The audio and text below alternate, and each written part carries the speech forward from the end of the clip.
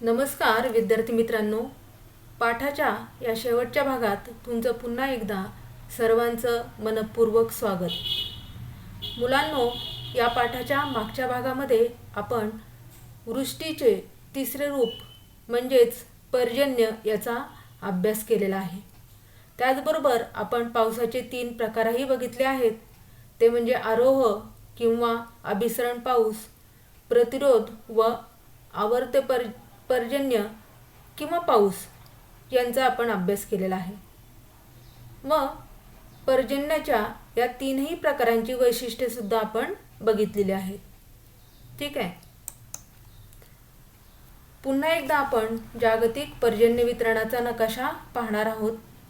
मागच्या भागात आपण याच नकाशावरून प्रश्नांची उत्तरे लिहिली होती व जागतिक पर्जन्याचे वितरण सुद्धा समजावून घेतले होते. पुन्हा एकदा या नकाशाचे निरीक्षण करा.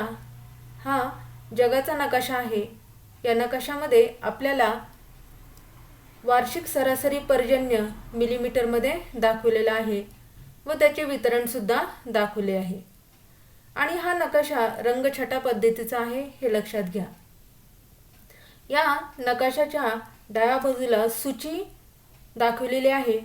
या सूचीमध्ये डार्क निळ्या रंगाने जे जगाच्या नकाशात प्रदेश दाखवले आहेत ते जास्त पर्जन्याचे आहेत हे लक्षात ठेवा. व हा डार्क निळा रंग 1000 मिलीमीटरपेक्षा वार्षिक जास्त पर्जन्य दाखवतो आणि त्याच्यापेक्षा फिक्कट रंगाने 500 ते 1000 मिलीमीटरपेक्षा वार्षिक सरासरी पर्जन्य असलेले प्रदेश दाखवलेले आहेत. व सर्वात फिक्क्या रंगाने 500 मिलीमीटर वार्षिक सरासरी पर्जन्य असलेले प्रदेश दाखवलेले आहेत. 500 किंवा 500 मिलीमीटरपेक्षा कमी असलेले प्रदेश फिक्क्या निळ्या रंगाने दाखवले आहे हे लक्षात ठेवा. हे पर्जन्य मिलीमीटरमध्ये कसे मोजतात, त्यासाठी कोणते उपकरण वापरतात हे आपण आता पाहणार आहोत. पाऊस मोजण्यासाठी जे उपकरण वापरतात त्यास आपण पर्जन्यमापक असं म्हणतो. आणि या उपकरणाचीच ही आकृती आहे. या आकृतीमध्ये आपल्याला एक मोजपात्र दाखवलेला आहे. त्याचबरोबर 30 सेंटीमीटरचा एक चबुतरा दाखवला आहे व त्यावर एक बाटली दिसत आहे. आणि या बाटलीमध्ये एक नरसाळा सुद्धा दिसत आहे.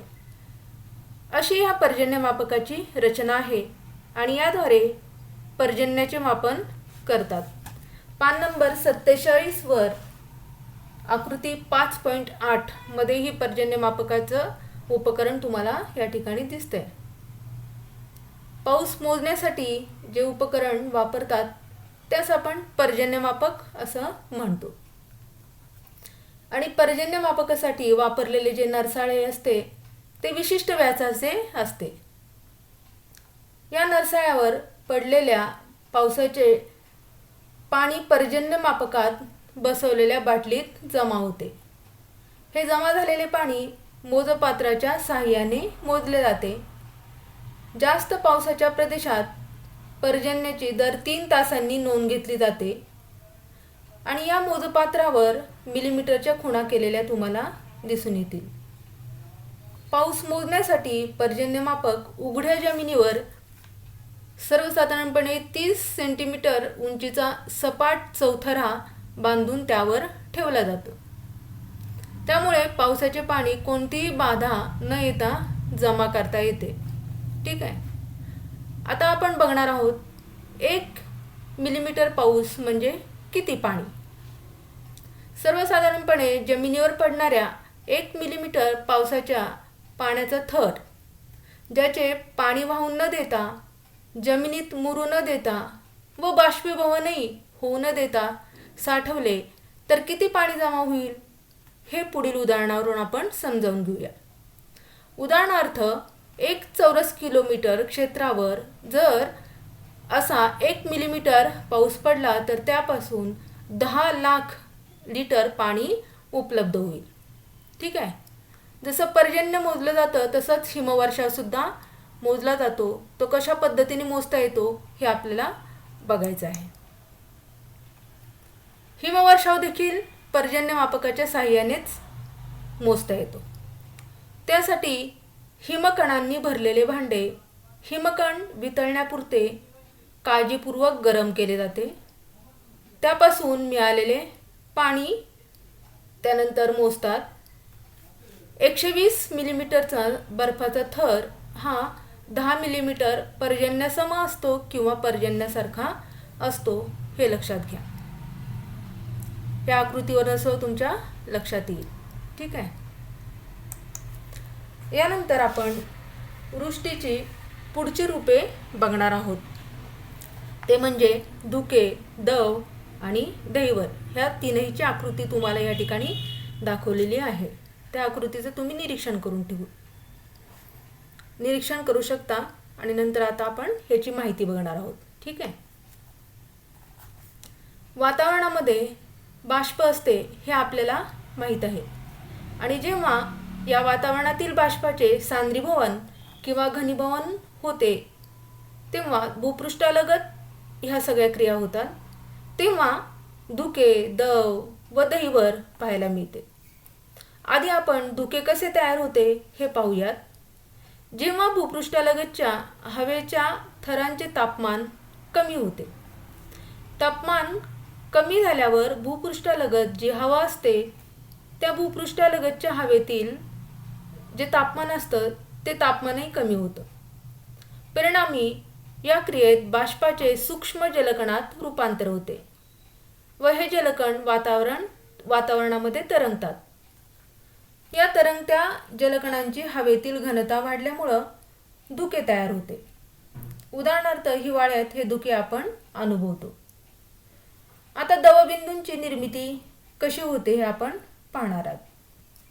सर्वसाधारणपणे भूपृष्ठावरील बाष्पयुक्त हवा जी असते तिचा संपर्क अतिथंड वस्तूंशी आल्यास हवेतील बाष्पाचे सांद्रीभवन होते व बाष्पाचे सूक्ष्म जलबिंदूत रूपांतर होते. त्यालाच आपण दवबिंदू असं म्हणतो. असे जलबिंदू थंड वस्तूंच्या पृष्ठभागावर चिकटतात. उदाहरणार्थ पाने, फुले, गवत, त्याच्यानंतर गाड्यांच्या काचा अशा या वस्तूंवर आपल्याला दवबिंदू दिसून येतात. आणि हवेचं तापमान 0°C पेक्षा कमी झालं तर वस्तूंच्या पृष्ठभागावर चिकटलेले जे दवबिंदू असतात ते गोठून जातात व या गोठलेल्या दवबिंदूंना दहिवर असं म्हणतात. हिवाळ्यात दव व दहिवराची निर्मिती मोठ्या प्रमाणावर होते हे लक्षात घ्या. या चित्रांमध्ये तुम्हाला वृष्टीचे तीनही रूपे दाखवलेली आहेत. या चित्रात तुम्हाला धुक्याची निर्मिती झालेली दिसते. त्याच्यामुळे दृश्यमानता कमी झालेली सुद्धा दिसून येते. तर दुसऱ्या चित्रात दवबिंदू दिसत आहेत. तिसऱ्या चित्रात तुम्हाला तापमान 0° खाली गेल्यामुळे हे दवबिंदू गोठलेले दिसत आहेत. यालाच आपण दहिवर असं म्हणतो. ठीक आहे. विद्यार्थी मित्रांनो, आपण आता वृष्टीचे परिणाम पाहणार आहोत. वृष्टी म्हणजेच पाऊस, पर्जन्य हे लक्षात घ्या. पृथ्वीवर पाण्याचा मुख्य स्रोत कोणता आहे तर तो म्हणजे वृष्टी. पण हीच वृष्टी अतिवृष्टी झाली तर हानिकारक आहे. तशीच कमी वृष्टी सुद्धा हानिकारक असते.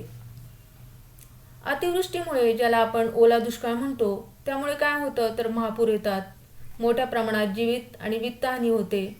आणि या उलट जर पाऊस पडलाच नाही तर त्याला आपण अवर्षण म्हणतो, म्हणजेच कोरडा दुष्काळ. त्याला आपल्याला सामोरे जावे लागते व त्यामुळे अन्नधान्याची कमतरता निर्माण होते. अन्नधान्य आयात करावं लागतं. शेतकऱ्याची परिस्थिती हालाकीची होते व या सर्वाचा परिणाम देशाच्या अर्थव्यवस्थेवर होऊन देशाची अर्थव्यवस्था संकटात सापडते. हे लक्षात ठेवा. म्हणजे ओला दुष्काळ किंवा कोरडा दुष्काळ हे आपल्याला हानिकारक आहे हे आपल्या लक्षात येईल. विद्यार्थी मित्रांनो, आपला भारत देश हा कृषीप्रधान देश आहे हे आपल्याला माहिती आहे. त्यामुळे भारताची अर्थव्यवस्था बऱ्यापैकी शेतीवरच अवलंबून आहे आणि भारतातील शेती ही मोठ्या प्रमाणावर मोसमी पावसावर अवलंबून आहे. त्यामुळे हा पाऊस भारतासाठी खूप महत्त्वपूर्ण ठरतो. पण योग्य वेळी व योग्य प्रमाणात पडणारा पाऊस शेतीचे उत्पन्न वाढवतो, तर अवकाळी पाऊस शेतीचं नुकसान करतो. आणि भारतातील हा मोसमी पाऊस बराचसा अनिश्चित स्वरूपाचा असतो, हेही लक्षात घ्या. हे झाले पर्जन्याचे परिणाम. पण धुके, धैवर, दव याचेही परिणाम होत असतात, ते आता आपण पाहणार आहोत. धुके जर अतिशय दाट असेल तर त्याचे परिणाम काय होतात ते बघा. पहिला परिणाम म्हणजेच दृश्यमानता कमी होते, म्हणजे दिसण्याचं प्रमाण कमी होतं व त्यामुळे रस्ते, लोहमार्ग, जलमार्ग, हवाई मार्ग यांच्यावर विपरीत परिणाम होतो. अनेक वेळा अपघातही होतात, तर कधीकधी गाड्या, विमानं, इतर वाहतूक सेवाही रद्द कराव्या लागतात. तसंच दहिवर हे पिकांना नुकसानकारक ठरते व रस्त्यावर पसरलेले दहिवरामुळे अपघात होऊ शकतात. दव व धुक्यामुळे रोगराई पसरते व शेतीतील काही पिकांचे नुकसान होते.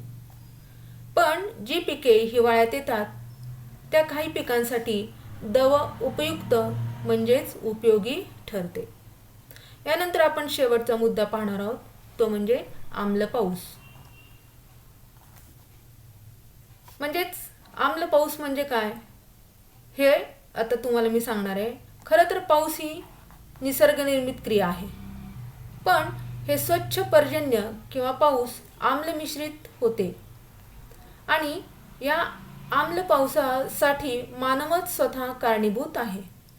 त्याचं कारण म्हणजे मानवाने औद्योगिकरण मोठ्या प्रमाणात केलेले आहे. त्यामुळे या क्षेत्रातील प्रदूषणही मोठ्या प्रमाणात वाढलेले आहे. त्यामुळे हवेत विविध विषारी वायू मिसळले जातात व या वायूंची हवेतील बाष्पाशी रासायनिक क्रिया होऊन वेगवेगळ्या प्रकारची आम्ले तयार होतात. ती विषारी असतात. उदाहरणार्थ नायट्रिक आम्ल, सल्फ्युरिक आम्ल. आणि हीच आम्ले पावसाच्या पाण्यात विरघळतात व ही आम्ले पावसाच्या सोबत खाली पडतात आणि या आम्लासह पडणाऱ्या पावसास आपण आम्ल पाऊस किंवा आम्ल पर्जन्य असं म्हणतो. आणि असा हा पाऊस फक्त सजीवांसाठीच हानिकारक नाहीये, तर निर्जीव जे घटक आहेत त्यांच्यासाठी सुद्धा हानिकारक ठरू शकतो, हे लक्षात घ्या. म्हणजे वनस्पती या आम्ल पावसामुळे जळून जातात, मृदेचं मोठ्या प्रमाणामध्ये प्रदूषण होतं आणि मानवाला त्वचारोग त्याच्यामुळे होऊ शकतात. म्हणजे सजीव आणि निर्जीव ह्या दोन्ही घटकांसाठी हा जो आम्ल पाऊस आहे तो अतिशय हानिकारक आहे, हे आपल्या लक्षात येईल. विद्यार्थी मित्रांनो, हा पाठ या ठिकाणी संपलेला आहे. तेव्हा या पाठाखालील तुम्हाला प्रश्न सोडवायचे आहेत. तर हा स्वाध्याय सोडवताना तुम्हाला जर काही अडचणी आल्या तर तुम्ही कॉन्टॅक्ट करून विचारू शकता आणि हा स्वाध्याय व्यवस्थित रीतीने तुम्ही सोडवायचा आहे. त्यामध्ये तुम्हाला आकृत्यांवरून काही प्रश्न विचारलेले आहेत. उपक्रम तुम्हाला करायला सांगितलेला आहे. काय उपक्रम करायला सांगितला तो बघा. तुमच्या शाळेतील पर्जन्यमापक वापरून पावसाळ्यातील एका आठवड्यात तुमच्या परिसरात पडणाऱ्या पावसाची सलग नोंद घ्या. मिळालेल्या आकडेवारीच्या आधारे पावसाचे प्रमाण दाखवणारा स्तंभालेख संगणकाच्या आधारे तयार करा. हा उपक्रम तुम्ही घरी सुद्धा करू शकता. ठीक आहे. थँक्यू.